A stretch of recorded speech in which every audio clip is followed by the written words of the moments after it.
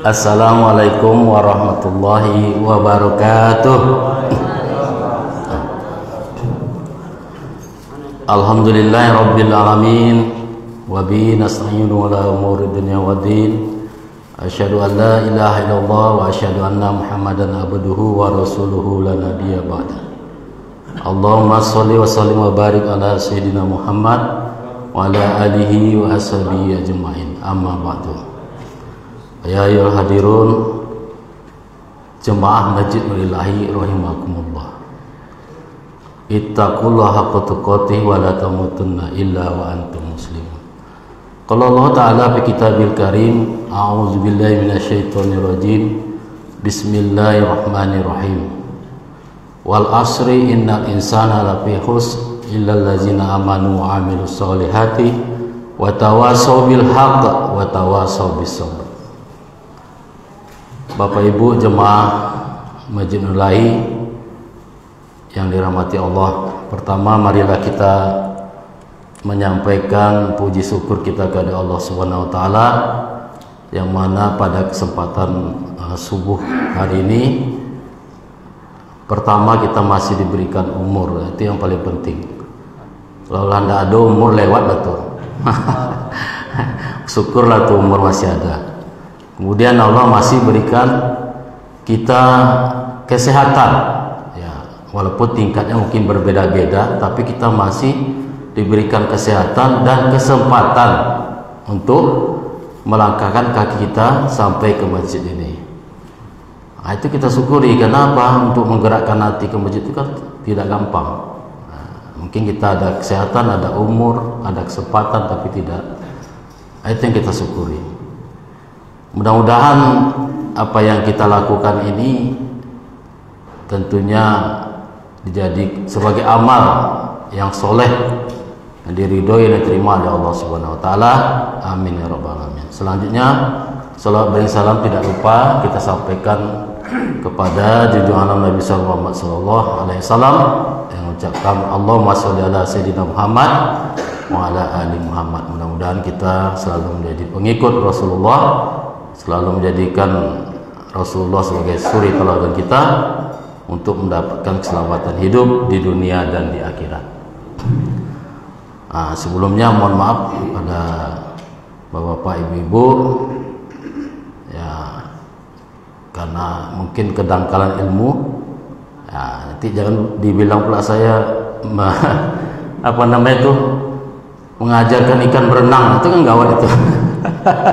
Tapi kalau mungkin sama-sama berenang kan gitu, karena bapak ada pandai berenang, nah saya mungkin ngikut dari belakang. Nah, ini minta maaf ya, karena kedangkalan ilmu, mungkin apa yang disampaikan ini terlalu dangkal. Nah, tadi sudah saya bacakan, kita berlaku katanya itu balighu walau ayat, sampaikan walaupun satu ayat. Tapi lumayan lah yang saya sampaikan ini 3 ayat. Al-Asr ya, surat Al-Asri. Nah, surat ini memang pendek, cuma 3 ayat, tapi maknanya sangat dalam. Ini sering dibaca oleh dalam setiap pertemuan lah, majelis ilmu, ya, dalam penutup selalu dibacakan ini. Wal asr, demi masa sesungguhnya manusia itu dalam keadaan merugi, illal ladzina amanu, kecuali orang beriman, wa amilus sholih, kecuali orang yang beramal soleh, wa tawasaw bil haqq wa tawasaw bis sabr. Itu saling, ya, mentaati, ya, supaya mentaati kebenaran, saling memantapkan kesabaran. Nah, itu yang diminta kita. Jadi demi waktu sesungguhnya manusia itu dalam keadaan merugi. Nah, ini kalau Allah yang mengatakan demi waktu manusia itu dalam keadaan merugi, itulah kenyataannya. Ya, kalau manusia tidak pandai memanfaatkan waktu, masa, maka dia akan merugi. Nah, jadi surat ini kan turun di Mekah ini, Al-Makkiyah.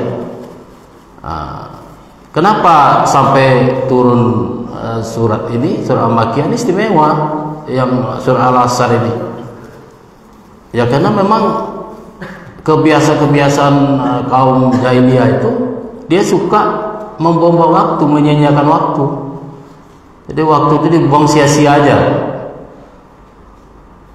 dalam hal ini waktu asar katanya ya. Nah, kadang saya teringat itu. Kalau istilah orang sekarang kan jalan-jalan sore katanya. Nongkrong-nongkrong sore. Jadi hati-hati juga itu, kita disuruh sore itu jalan-jalan sore katanya ya. Seolah-olah kita menghabiskan waktu itu hanya untuk jalan-jalan, nongkrong-nongkrong gitu ya. Padahal itu diingatkan dalam surat ini, janganlah kita membuang-buang waktu, menghabis-habiskan waktu masa kita. Nah, jadi ini surat ini penting sekali, dan ini surat ini juga istimewanya kepada Rasulullah ini sebagai surat tambahan gitu. Jadi istimewanya Rasulullah dengan nabi-nabi lain, ini surat ini sebagai tambahan. Dan juga kepada manusia, surat ini kalau kita sering membacanya, disebutkan bahwa nanti orang yang sering membaca surat Al-Asr ini, mereka akan masuk ke surga itu dengan muka bercahaya, dengan senyum, dengan tawa.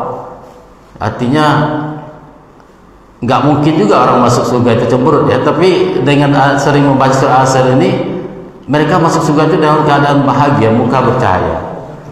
Baiklah Bapak Ibu, jemaah Masjid Ilahi yang dirahmati Allah, kita masuk saja pembahasan bahwa dalam surah ini sesungguhnya manusia itu dalam keadaan merugi kecuali ya orang-orang beriman yang beramal soleh,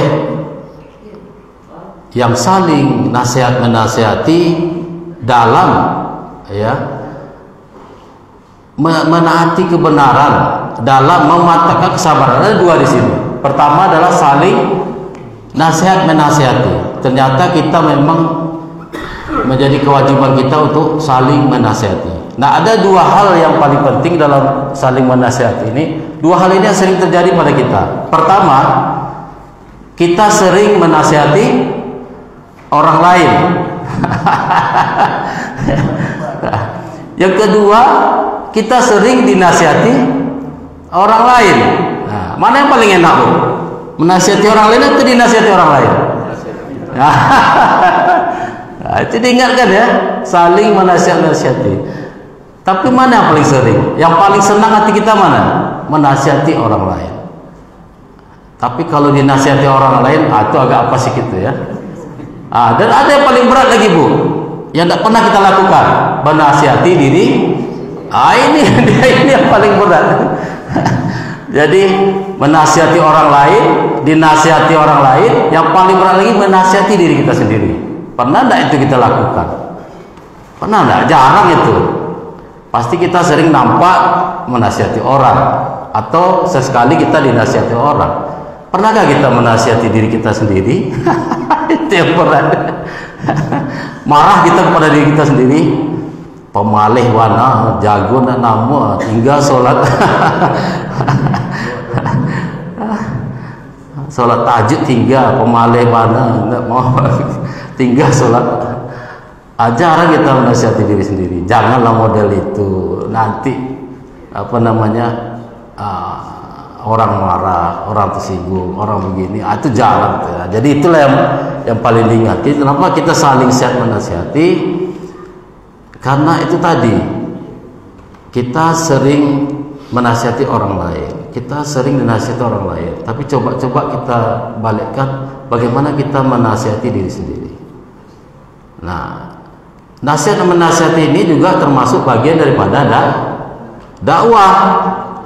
Jadi kita ini setiap hari berdakwah, Bu. Dan seharusnya memang begitu. Karena pahalanya sangat besar berdakwah itu. Jadi walaupun ilmu kita sejengkal, sedikit, yang kita katakan tadi, walaupun satu ayat kita sampaikan, kenapa? Ketika orang yang kita sampaikan itu masuk ke relung hatinya, apa yang kita sampaikan tadi, kan Allah yang bolak-balikkan hati orang. Hati itulah karim untuk batu kan. Pas awak ngecek tayus, stop, batu ngecek apa kau, kan? Pertama aja tak nyiuk ke masjid kan, disambut lah, sadar ya kan, alhamdulillah. Betul juga ini. Pada waktu itu buang-buang begini-begini, berkumpul lah kita ini sadar.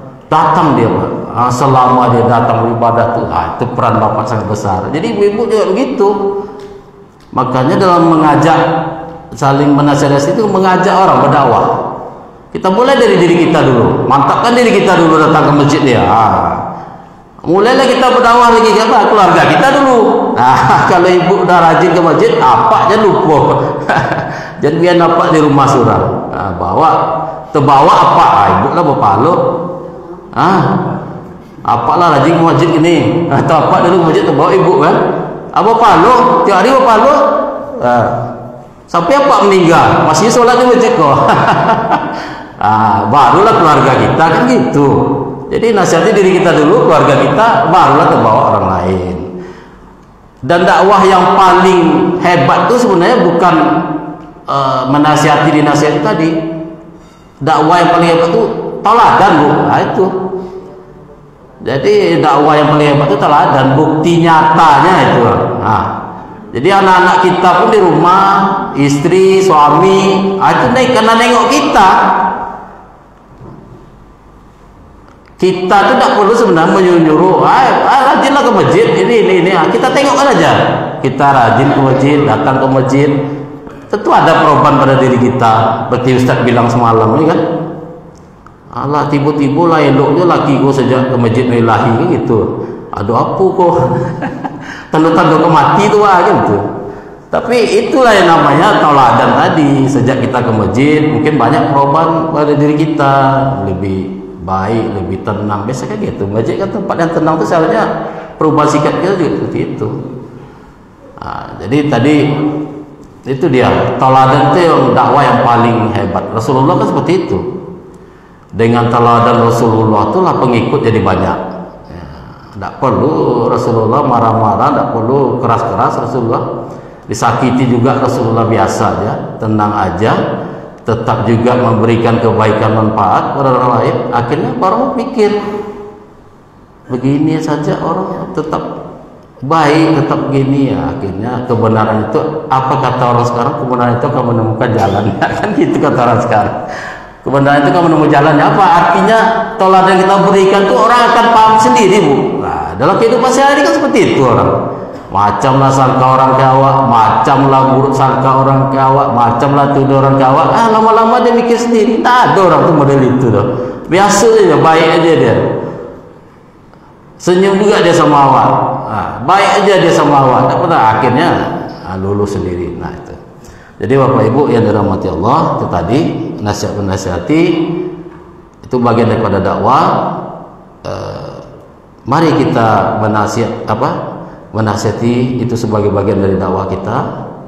Kemudian dinasihati, kita terima nasihat orang, terutama kita utamakan kita adalah menasihati diri kita sendiri. Apa yang dinasihati? Wa innal ladzina amanu wa amilus menahati kebenaran. Nah, itu mentaati kebenaran. Itu yang kita nasihati. Apa itu kebenaran itu? Yaitu tadi perintah Allah itu tadi. Menjalankan perintah Allah, meninggalkan larangannya. Itu kita sampaikan. Yang kedua baru sebenarnya kesabaran itu memantapkan kesabaran. Saling memantapkan kesabaran gitu ya. Kalau kita menasihati orang, menyuruh orang sabar, ya kita harus sabar dulu gitu. Dan sabar ini kan tidak gampang. Kalau dalam agama itu sabar itu kan ada 3. Sabar menjalankan perintah Allah, sabar meninggalkan larangan Allah, satu lagi apa? Sabar menghadapi cobaan. Nah, itu kan sabar menjalankan perintah Allah supaya ibadah kita sempurna. Kan ada orang sholat tidak sabar, ada tidak sabar sholat, gimana? Ada orang tidak sabar puasa, ada macam-macam. Ada orang tidak sabar haji, ada. Tengoklah di Mekah tuh. Jadi sabar itu penting. Jadi kita menasihati orang dalam menjalankan perintah Allah, meninggalkan larangannya juga dengan saling memantapkan kesabaran. Kita menyabarkan orang, kita juga menyampaikannya dengan sabar. Kalau bahasa agama itu bil hikmah. Jadi walaupun kita menyampaikan kebenaran, melarang orang melakukan perbuatan yang dilarang Allah, tapi harus penuh dengan hikmah, dengan kesabaran, dengan kebijakan. Kenapa? Jangan sampai nanti kita menyampaikan kebenaran tapi menimbulkan keburukan, menimbulkan masalah. Nah itu pandai-pandai kita lah itu ya. Itu tengok-tengok orang pula. Orang kan tidak sama. Orang tingkatnya tidak sama. Nah kita yang mengambil itu. Nah jadi itu tadi Bapak Ibu, dalam wal asr ini saling menasihati, memantapkan kesabaran, ya, tidak hanya menjalankan perintah Allah, meninggalkan larangannya, juga menghadapi musibah, ujian dan sebagainya. Kenapa? Karena orang yang sabar ini adalah orang-orang yang beruntung, ya kan? Sabar ini orang-orang yang beruntung, bahkan disediakan satu surga ya untuk orang sabar itu. Ada pintunya.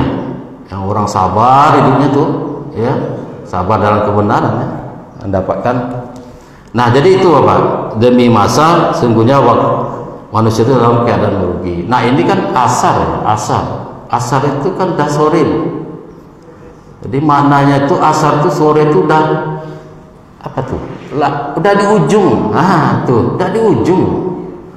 Jadi kenapa al-asar itu disebut seperti itu? Karena sering manusia itu sadarnya di ujung, terlambat gitu.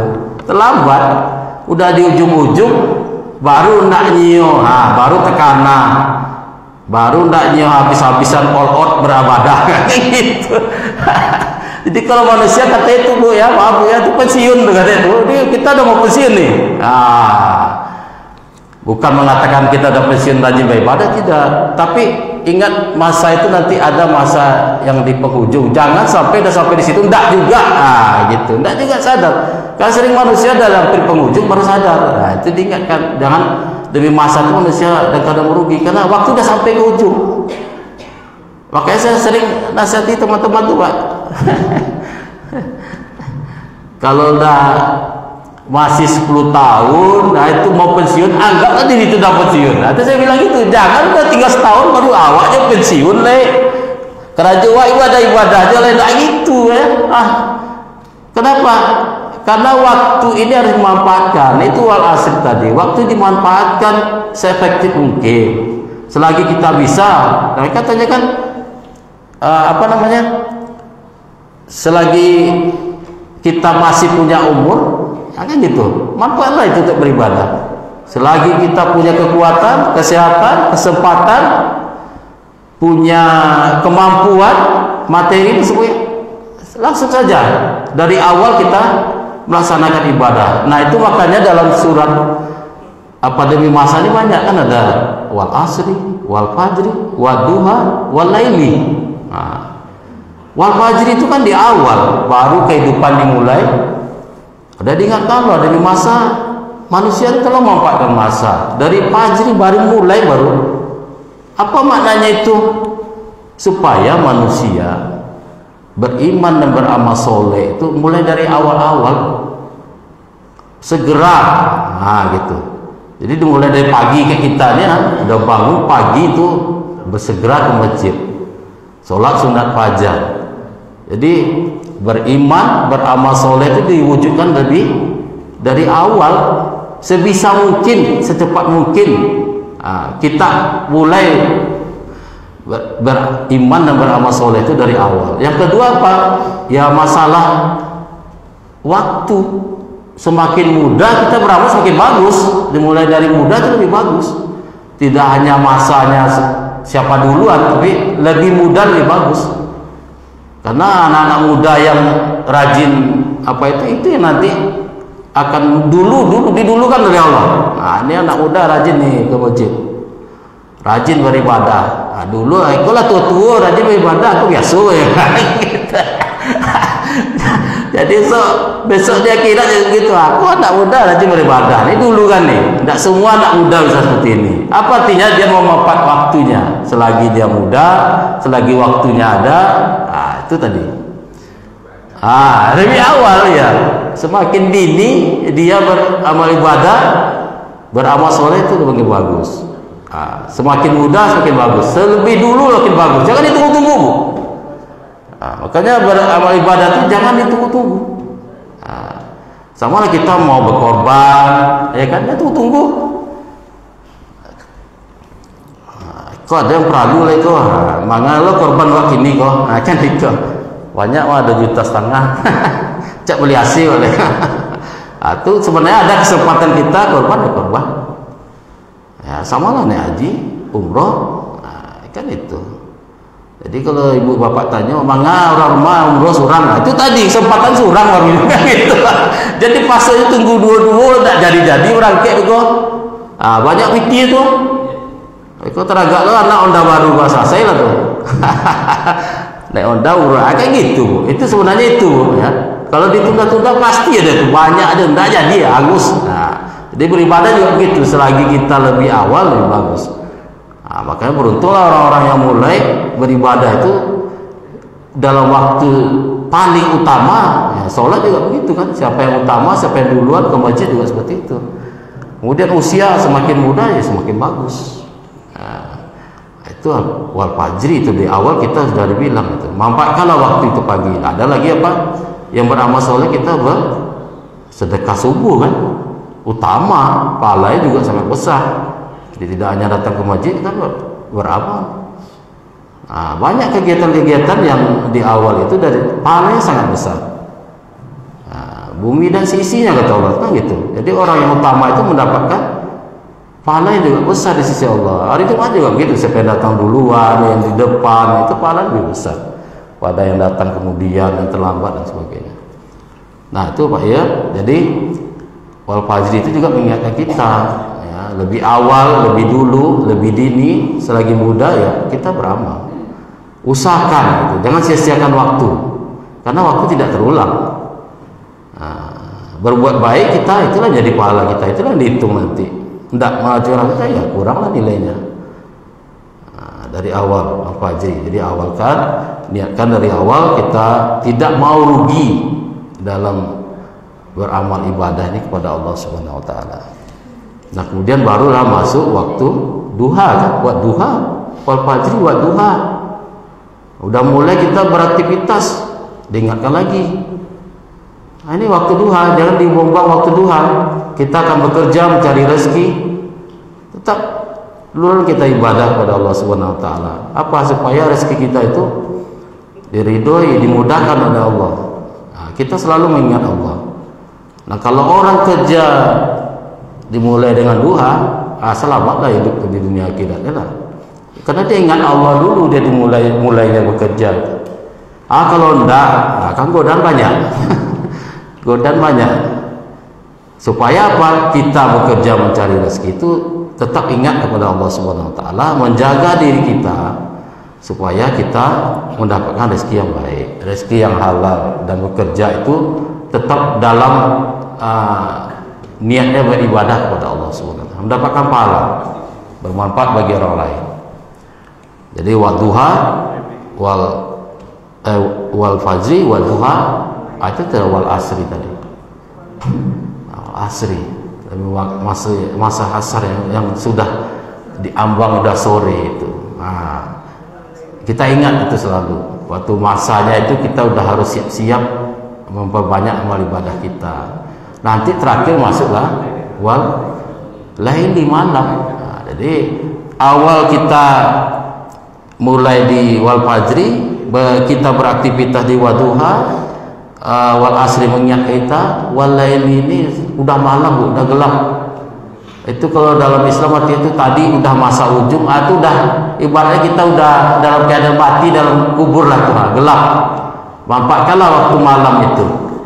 Kita andaikan diri kita kalau di dalam kubur itu sendiri gelap, apa gitu, ngapa kita di dalam kubur lagi tak ada. Bagaimana menyelamatkan itu ya? Itu tadi, selagi kita masih hidup di malam-malam gelap itulah kita mohon ampun, bertobat, ya Allah banyak dosa dan siang tadi ya Allah. Gitu. Kayak gitu kalau orang malam. Tapi orang bisa, awak tak bisa. Payah. Orang lagi nangis, awak tak bisa. Tak apa pula tu kan? Tawa terlalu tegar, tak tahulah. Tapi orang bisa nangis. Itu sebenarnya itu tadi. Pas malam tu ini udah asar, udah di ujung malam ni lah. gelap kan gitu kan, di dalam kubur itu kan gelap, kita butuh cahaya, butuh teman, butuh apa. Malam itulah kita meresapi diri kita itu. Kalau dikubur lah aku sendiri nanti, malam gelap kayak gini, apa yang kulakukan ya? Kita tidak bisa ngapa-ngapa lagi dikubur kayak gitu. Manfaat kalau waktu kita masih hidupnya, malam-malam tuh sampailah, ya kan? Berapa panjangnya, berapa rakaatnya, aja sholat tahajud tuh. Minta ampun, ya Allah selamatkan aku, ya gitu ya. Moga-moga nanti ketika kita hanya mengumpulkan amal kita, ini rajin sholat tahajud. Ya, kuburan gelap jadi terang. Apalagi ada teman, kan gitu ya, kan itu dibutuhkan. Dapatlah tidur enak, mimpi enak, kan gitu. Itu syaratnya itu. Jadi semua waktu itu, kata Allah, itu tadi orang yang memanfaatkan waktu, mau pagi, subuh, siang, malam itu, dan tetap dalam kesadaran bahwa jangan sampai membuang waktu. Ini memang waktu ini luar biasa. Kenapa? Karena ketika tiba masanya itu, nah kan kata Allah, bekerjalah kamu seolah-olah kamu akan hidup selamanya, tapi beribadahlah seolah-olah kamu akan mati sehari. Coba bayangkan tuh, kita bekerja seolah hidup selama-lamanya. Kenapa kerja ini bisa ditunda, bisa diganti? Kerja bisa berganti-ganti, bisa ditunda-tunda, tidak bisa sekarang, besok-besok. Bahkan orang jatuh bangun dalam bekerja, mendapat uang jatuh bangun. Tapi kalau untuk akhirat, stop kontak. Sama aja Pak Haji Sarno ya, PLN kan tinggal tek mati satu, tidak satu-satu ke rumah-rumah, tinggal tek mati semua. Itu yang sering kita lihat sekarang, Bu. Alhamdulillah jadi imam meninggal, itu kan Allahu Akbar, tidak jago lagi, lo meninggal, alhamdulillah mati dalam keadaan baik. Itu stop kontak, Bu. Tapi ada orang patang mau tengok sedang goyang-goyang game, mati ya, kena dua tuh Devi. Itulah sedang goyang-goyang kan itu di FB tengok anta yo tidak tahu, tapi sedang goyang-goyang telah tunduk aja kan, kawannya sampai tidak tahu ini telah mati kan. Itu gaya goyang gitu kan. Itu yang berbahaya, mati dalam keadaan itu yang bahaya, tidak ready, tidak siap. Atau tahu perut kecilnya kan. Tapi kan enak kita nengok orang lagi sholat sendiri, ruku meninggal, jadi imam meninggal, itu insya Allah lembut kali meninggal, itu tenang. Itu sedang joget-joget, ya kan? Cabik nyawa tuh, sampai kawan pun tidak tahu kalau ini itulah cabik nyawa. Itulah tadi, Bu ya. Jadi mari kita memanfaatkan waktu kita, kemudian kita saling menasihati di jalan kebenaran ini dan memantapkan kesabaran kita saling. Dan yang paling penting adalah kita tetap berpegang di tali Allah, jangan bercerai-berai. Yang paling penting lagi dalam umat Islam ini, semalam dari katakan oleh Ustaz kita, ada masjid banyak setan yang katanya gitu kan Ustaz kan. Kalau di luar setannya kurang, itu udah pasti itu. Itulah tadi itu memantapkan kesabaran itu. Kesabaran itu penting. Kita nasihati juga harus kesabaran, bil hikmah. Ya. Kalau bahasa agamanya, mari kita saling memperkuat. Memperkuat agama kita ini. Kita saling memperkuat, Bu. Memperkuat itu artinya memberi support, memberi dukungan, memberi semangat. Mengajak orang yang ke masjid datang ke masjid. Ajan mah hilangkan orang yang lagi masjid dulu. Aku mengajak orang rajin, orang yang ada kabur pula gara-gara apa? Gara-gara awak. Itu jangan sampai, Bu, karena kita yang udah bisa mengajak orang, kepala kita itu, Bu, dijaga baik-baik itu, Bu. Ada yang terbawa kan, ibu-ibu sering tuh tambah satu. Begitu kita saling memperkuat, Bu. Apa contohnya, Bu? Gampang tuh, Bu. Kok gara-gara berkah subuh kan banyak orang tak ke masjid, Bu. Ambo dak tuh nyumbang datang ambo ke orang, ambo congok gitu kan, Bu. Akhirnya pengertian dak itu doh, awak ke masjid kok untuk sholat berjamaah, majelis ilmu, itu tuh tambahan aja nyo. Kalau awak bisa nyumbang sedekah bapak lo, tidak bisa awak nyumbang memakan sedekah orang itu kan awak bapak lo juga kan, doa orang yang bersedekah. ndak bisa memberi panu dia seketek balilah pisang apa tu sisi dia ndak lah perlu jadi lontong jadi apa kan itu. Tapi orang kan berlomba-lomba sedekah itu. Kita perkuat gitu, jangan kita malah melemahkan tuh. Ayo tuh datangnya pandai ndak pernah nyumbang anak gitu. Kita kasih pengertian itu tambahan, memberi kesempatan orang bersedekah. Kita syukuri, tapi niat utama kita bukan itu. Jadi memperkuat kepentingan, karena kena rugi kita, Bu. Kita udah mengajak orang, udah datang, itu udah jadi pahala bagi kita itu. Berdakwah kita ngajak orang. Atau orang yang ada pun lewat itu rugi kita. Dijaga, ditambah, dijaga, ditambah. Ajak aja. Allah yang membolak-balikkan hati orang. Mana tahu kata-kata kita tuh menusuk kalbu gitu ya. Sampai ke hati itu. Itu tadi. Ditambah dengan menasihati dengan bijaksana, dengan sabar. Ya kemudian suri teladan yang paling penting. Orang kalau udah melihat orang sering ke masjid, kemudian ada perubahan pada dia, ada kebaikan, ada manfaat. Karena manusia yang bermanfaat itu adalah manusia yang bermanfaat bagi orang lain. Nah, bermanfaat bagi orang lain itu salah satunya itu teladan tadi. Nampak sama orang ada kebaikan-kebaikan orang yang sering ke masjid itu. Itu kan. Nampak ada perubahan tutur katanya, sikapnya, kedermawanannya, perhatiannya, kasih sayangnya, tidak hanya kepada orang lain, ke keluarga juga seperti itu. Jadi ada manfaatnya gitu. Orang sekarang kan gitu, Bu, nengok-nengok dulu. Seperti ulah Ustaz semalam, rajin sembahyang tapi miskin jo, pikirnya kan tak itu. Tapi ada nampak kebaikan gitu, ketenangan kurang-kurangnya, kesabaran, ya, perilaku yang menyenangkan. Nah, itu pahala sedekah. Jadi itulah kira-kira Bapak Ibu dalam marilah kita membuatkan waktu seawal mungkin untuk beribadah kepada Allah Subhanahu wa taala, sedini mungkin selagi muda. Ya, persentasenya itu kita rubah. Nah, jadi kalau umur dah 70, jangan dunia 70, akhirat 30. Jadikan dunia itu 30. Dunia itu 70. Akhirat itu 70, dunia itu 30. Gitu aja dah. Kalau 60 ya 40 lah dunia lagi. 60. Tapi persentase itu zaman sekarang kata orang 50-50 itu tidak berjalan. Jadi saya ini hidup menyimbangi kehidupan dunia dan akhirat. 50 saya kehidupan dunia, 50 kehidupan akhirat, 50. Anda berjalan tuh, Bu. Pasti dunia yang menang. Sudah kerajo ke bawah. Cek. Allahu Akbar. Selesai kau dulu. Beko agak bayang tuh. Pasti dunia yang ada duluan kalau 50. Tapi kalau 60 40 masih jelas sholat dulu. Beko bisa disambung. Itu contohnya. Jadi kalau orang bilang saya ini bisa nyimbang ke dunia 50-50, ada tuh Bu cerita kadang ya. Pasti dunia lebih dulu tuh. Mencari piti dulu atau takwi aja bos, nah itu dulu kerajaan. Itu kita bandingkan lah Bu. Kalau kita kerja mana ada dunia atau akhirat yang lebih tinggi pada kita? Akhirat ada situ. Kalau lazat 3. Nah, itu. Kenapa? Kita yakin semua itu dari Allah yang ngatur semua. Bakal kajauan udah selesai gitu.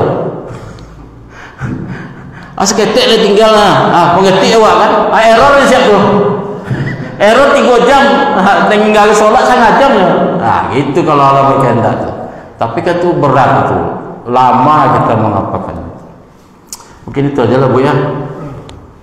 Sebenarnya banyak aku sampaikan lah Ibu, tapi dah tinggal minggu kok mana tahu tak ada lo Ustaz kan.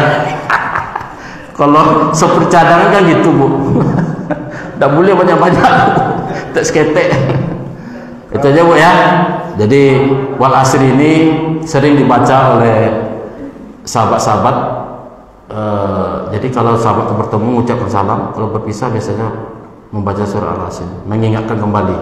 Begitu juga kalau dalam dakwah-dakwah kan seperti itu, khotbah seperti itu, pasti penutupnya baca wal asri. Selalu diingatkan manusia tentang waktu untuk beramal soleh dan beribadah. Mungkin itu aja Bu, lebih dan kurang mohon maaf. Subhanakallahumma subhanakallah wa bihamdika asyhadu an la ilaha illa anta astaghfiruka wa atubu ilaik. Assalamualaikum warahmatullahi wabarakatuh.